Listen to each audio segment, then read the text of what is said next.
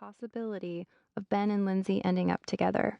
The whole time I was on The Bachelor, 12 long weeks, I rarely broke down on camera. I held everything in until I was in the only truly private place available to contestants, the shower. Finally, alone, I would weep like Jason Mesnick. Never let them see you sweat was my motto. But thinking about Ben proposing to Lindsay had me on edge, prepared to lose it at any given moment. As I got ready that morning, I tried not to think about Lindsay and her super cheesy jokes. She had a weird habit of talking in third person, starting every sentence with Cox believes or Cox loves. I think she enjoyed shocking people with her last name and even threw her dad, Mr. Cox, into many conversations for good measure. I didn't want to think about Lindsay. Instead, I thought about Ben and his Cox. We had had sex 3 times in the fantasy suite at a hillside chalet in the beautiful Swiss town of Interlaken, so I couldn't wait to be with him again. My stomach dropped for what seemed like the 500th time. What the heck would I do if he didn't propose to me? I couldn't imagine it not happening. I deserved a fairy tale ending. I had started to seriously think of Ben as my boyfriend after I introduced him to my family in Arizona on our hometown date, and I was convinced we were together. If he broke up with me, it would be the ultimate betrayal, especially since he secretly told me on our fantasy suite date that he was madly in love with me. I knew I was head over heels in love with him, but could he possibly have been lying to me? It had crossed my mind a few times that maybe Ben was only doing the show to promote his winery in Sonoma. I tried to push the thought out of my brain, but that night I prepared myself for the worst case scenario, having my heart smashed into a million pieces. In my mind, I forced myself to rehearse my answer if he dumped me, or said he just wanted to keep dating casually. I couldn't just stand there, mouth hanging open. I decided that I would simply say, "Never contact me."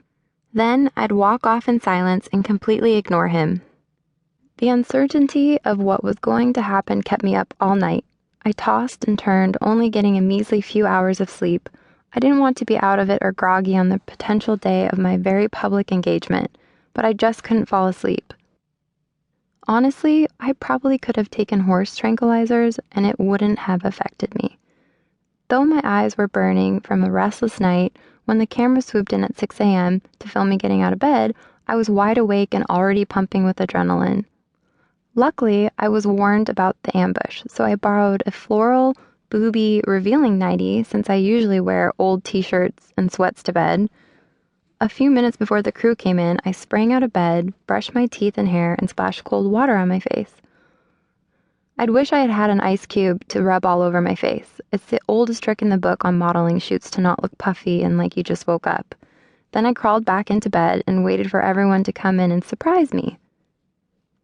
After shooting me getting out of bed and gazing with concern at the Matterhorn, again, they started to film me putting on makeup and my proposal dress. After a few interviews, I took the dress off and didn't put it on again until 3 hours later, so it wouldn't get wrinkled. I hated that dress.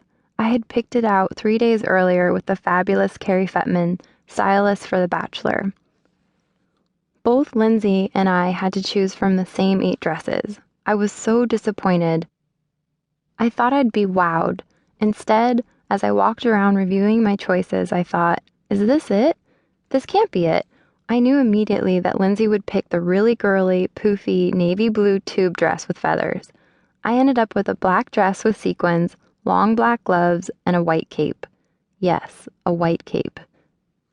Under normal circumstances, I would not have been caught dead in that outfit. If I had known that there would only be a few dresses to choose from, I would have brought my own. I had pictured myself in a white gown with long sleeves and a low back.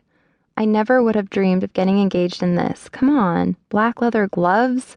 Carrie thought I should take them in case it was freezing out. I practiced taking the left one off in one quick motion if Ben kneeled down. Funny enough, the one thing Lindsay and I got to keep from the whole Bachelor experience was our finale dress. I'm saving mine for a future Halloween party.